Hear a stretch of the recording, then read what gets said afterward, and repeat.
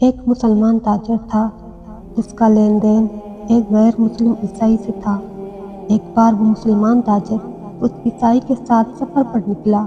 راستے میں مسلمان تاجر کا معمول تھا کہ وہ چلتے پھرتے کثرت سے نبی کریم صلی اللہ تعالیٰ علیہ وآلہ وسلم پر درود شریف پڑھتا رہتا تھا۔ جب وہ دونوں ایک جگہ آرام کے لیے رکے تو عیسائی نے دیکھا کہ مسلمان تاجر سوتے میں بہت پرسکون ہے۔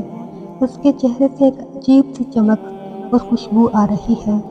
جب وہ مسلمان بیدار ہوا تو عیسائی نے اسے پوچھا، تم سفر کے دوران مسلسل کیا پڑھ رہے تھے اور تمہارے چہرے پر یہ کیسی تبدیلی ہے؟ مسلمان تاجر نے بتایا کہ میں اپنے نبی حضرت محمد مصطفیٰ صلی اللہ تعالیٰ علیہ وآلہ وسلم پر درود بھیج رہا تھا، کیونکہ درود شریف کی برکت سے انسان کی پریشانیاں دور ہوتی ہیں اور دل کو سکون ملتا ہے۔ عیسائی یہ سن کر بہت متاثر ہوا، لیکن اسے مکمل یقین نہیں تھا۔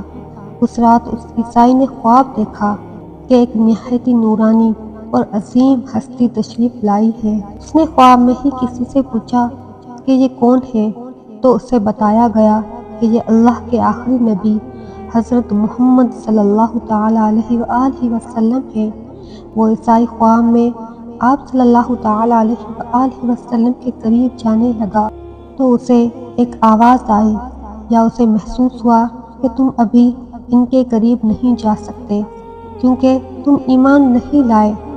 تاہم آپ صلی اللہ تعالیٰ علیہ وآلہ وسلم نے اس کی طرف شفقت سے دیکھا۔ اس عیسائی نے خواب میں ہی عرض کیا کہ اے اللہ کے نبی صلی اللہ تعالیٰ علیہ وآلہ وسلم، آپ کا وہ امتی یعنی میرا دوست تو آپ پر درود پڑھتا ہے، کیا میں بھی پڑھ سکتا ہوں؟ جب اس نے خواب میں ہی درود شریف پڑھنا شروع کیا تو اسے اپنے سینے میں ایک عجیب سی ٹھنڈک محسوس ہوئی اور اس کی آنکھ کھل گئی۔ صبح ہوتے ہی وہ اپنے مسلمان دوست کے پاس گیا اور سارا واقعہ سنایا۔ درود شریف کی برکت اور خواب میں اس مشاہدے نے اس کے دل کی کایا پلٹ دی اور اس نے وہیں کلمہ پڑھ کر اسلام قبول کر لیا۔